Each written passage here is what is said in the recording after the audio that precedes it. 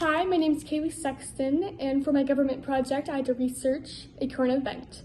I decided to research the Montana Interfacility Blood Network, or the MT-IBN for short, which was currently recognized for the Peregrine Award.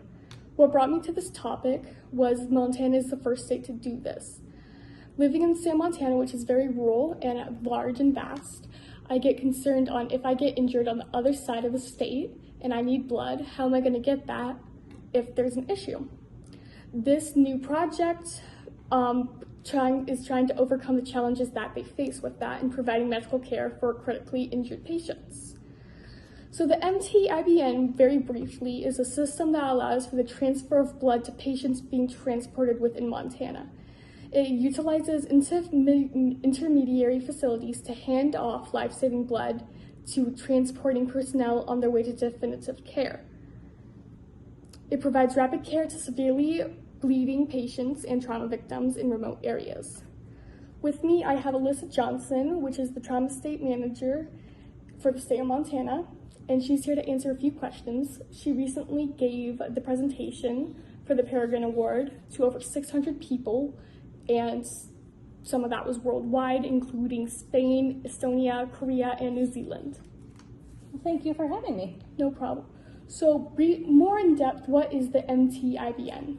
Yeah, so the Montana Interfacility Blood Network is a novel concept that was developed by our Montana State Trauma Care Committee to address the challenges of providing life-saving blood transfusions to patients in rural areas during ground transportation to definitive care. So for example, if a patient presents to a rural facility that has no or limited blood products, and air transport is unable to bring any blood because they can't fly due to weather, which is very common in our state, the ground ambulance can pick up blood supplies, uncross-matched emergent blood, on the way to definitive care and provide that blood during that trip. So it's truly a blood pickup drive-through, almost like a fast food restaurant. Call ahead, drive through, pick up your blood, and keep moving forward to definitive care. Definitive care means a facility that has the resources to care for that patient. A lot of our facilities in the state of Montana don't have surgeons available within their hospitals. Some don't even have blood products available. And so they have to get to a larger hospital. And in our state, a lot of this takes place on the eastern side of our state. So they're trying to get those patients to Billings, to our two hospitals in Billings where there's surgeons available and all of the things to take care of them definitively, which is why it's called a definitive care facility. And they pick these up at intermediary facilities. So yes, an intermediary facility is the hospital you're driving by. So you start, say, at hospital A and you want to go to hospital C and you're driving by hospital B. You can pick up blood from that intermediary hospital and keep going. So in the current way things work, you would have to offload the patient out of the back of the ambulance. They would have to become a patient at that facility and be registered and type and crossed for the type of blood they need. And that's just wasting time because that facility doesn't necessarily have the capabilities of treating their need, which is that hospital, say in Billings.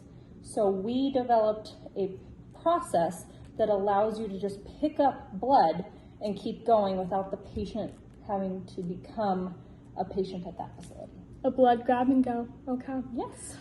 Was there a specific case that brought about this idea, or just, or was it just years of just thinking? So we did have an index case, which means the first case that really got us thinking about this product or this project, and that was in 2019. There was a case involving a patient, a 30-year-old female patient that was on one of our reservations down in Lame Deer, and she had a ruptured ectopic pregnancy with hemorrhagic shock, meaning that she was bleeding internally.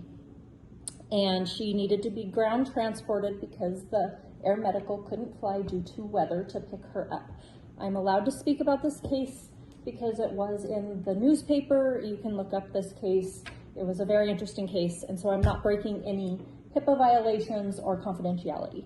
Anyway, she was en route to the hospital in Billings, and which is over 100 miles to that center, and about 60 miles out, she required oxygen and bag valve mask, and about 8 to 10 miles out of town, she went into full cardiac arrest and had to have chest compressions. They called ahead, and she required a massive transfusion, which required 6 liters of blood. She was taken into surgery. She was in a coma for 3 days and then came out of it. But out of that case, during a massive transfusion that's done at our hospitals, they're required to take a look at that case and talk about what could have been done to improve it or prevent it.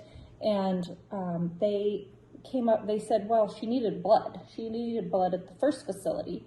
Well, the first facility didn't have blood. There was no blood available in Lame Deer, and there still is no blood available in Lame Deer. And they said, well, they drove right by a hospital. Does that hospital have blood?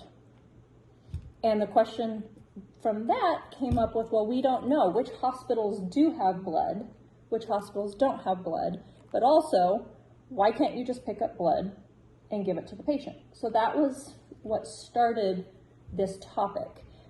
It was brought from that hospital, which was Billings Clinic, to our state trauma care committee that it happened in fall of 2019 because of how impactful this could be for a trauma patient.